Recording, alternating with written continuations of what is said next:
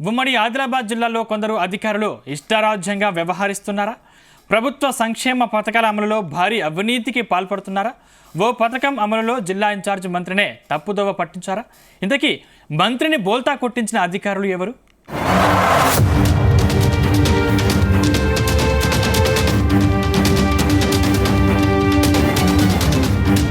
తెలంగాణలో అన్ని వర్గాల సంక్షేమం కోసం రేవంత్ సర్కారు కృషి చేస్తోంది.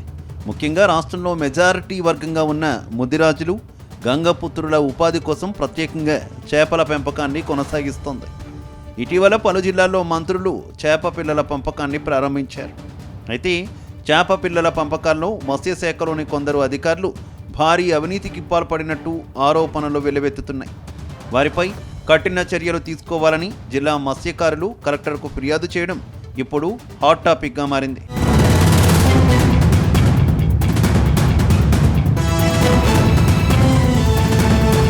ఇటీవల జయశంకర్ భూపాలపల్లి జిల్లా గణపురం మండలం గణప సముద్ర రిజర్వాయర్లో ఉచిత చేప పిల్లలను వదిలారు. జిల్లా ఇన్ఛార్జ్ మంత్రి సీతక్క, భూపాలపల్లి ఎమ్మెల్యే గండ్ర సత్యనారాయణతో కలిసి రిజర్వాయర్లో చేప పిల్లలు వదిలారు. రిజర్వాయర్లో మొత్తం 7 లక్షల చేప పిల్లల్ని వదలాల్సి ఉంది.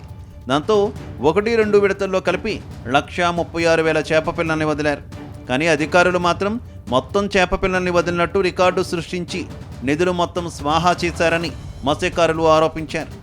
చేపల వేటే ప్రధాన వృత్తిగా చేసుకుని జీవనం సాగిస్తున్న 800 నిరుపేద కుటుంబాలనే కాకుండా స్థానిక ఎమ్మెల్యే మంత్రి సీతక్కలను తప్పుదోవ పట్టించి ప్రభుత్వ ఖజానాకు గండికొట్టి నిధుల దుర్వినియోగానికి పాల్పడ్డారని వారు ఆవేదన వ్యక్తం చేస్తున్నారు. 860 మంది మాకు ఒక గణప సముద్రం వల్ల సభ్యులు మాకు పిల్ల 4 బండ్ల పిల్ల వచ్చినప్పుడు మేము వేసినామంటే సంతకం పెట్టంటే మేము మా బాడీకి మేము వేసినామంటే 5 రోజులు సంతకం పెట్టినాక వేసిండు.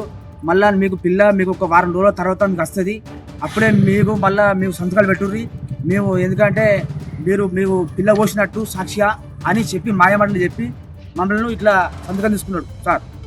ముందుగా పోసినట్టు మమ్మల్ని సంతకం పెట్టుకున్నారు. మాకు 1,30,000 పిల్లలు వచ్చింది. మాకు 6,50,000 పిల్లలు వస్తుంది. ఇంకా అభినయ్ సారే మా జిల్లా అధికారి మమ్మల్ని ఇట్లా సీడుకు మీరు పెట్టండి, సంతకం పెట్టండి, మీకు ఏం కాదు, మీకు ఏం కాకుండా మేము ఉన్నాం అని చెప్తే మేము పెట్టాం.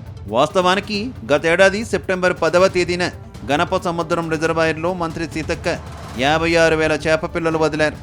ఆ తర్వాత 20 రోజులకు మరోసారి 80,000 సీడ్ చేప పిల్లలు వదిలిపెట్టారు. 2 విడతల్లో కలిపి మొత్తం 1,36,000 చేప పిల్లలు మాత్రమే వదిలిపెట్టారు. కానీ మత్స్యశాఖ అధికారులు కాంట్రాక్టర్లతో కుమ్మక్కై 7,24,493 చేప పిల్లలను వదిలినట్టు తప్పుడు రికార్డులు నమోదు చేశారట. ఈ తప్పుడు రికార్డులతో సుమారు 10 లక్షల రూపాయల వరకు అవినీతికి పాల్పడ్డారని ఆరోపణలు వస్తున్నాయి. మాకు గవర్నమెంట్ సీడు పిల్ల మాకు వచ్చేది 14 లక్షలు. కాకపోతే అలా ప్రభుత్వం తీసుకున్న నిర్ణయం కోసం 7 లక్షల పిల్ల మనకు రావాలి. ఆ 7 లక్షల పిల్లల మాకు ఒక మంత్రి సీతాకును ఎమ్మెల్యే మీటింగ్ పెట్టిన రోజు 52,000 పిల్ల వచ్చింది.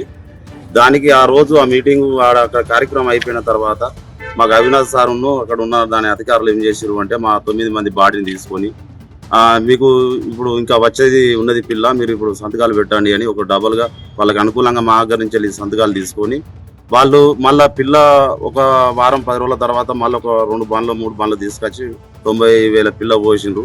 మొత్తం మేము కమిటీ చేస్తే మాకు 1,35,000 పిల్ల సీడు మనకు చెర్ల సముద్రంలో పడ్డది. మొత్తంగా మత్స్యశాఖ అధికారులు సీడ్ కాంట్రాక్టర్లతో కలిసి అవినీతికి పాల్పడ్డారని గణపురం మత్స్య కార్మిక సంఘం అధ్యక్షులు, కార్యదర్శులు, కార్మికులు జిల్లా కలెక్టర్కు ఫిర్యాదు చేయడం హాట్ టాపిక్ అయింది.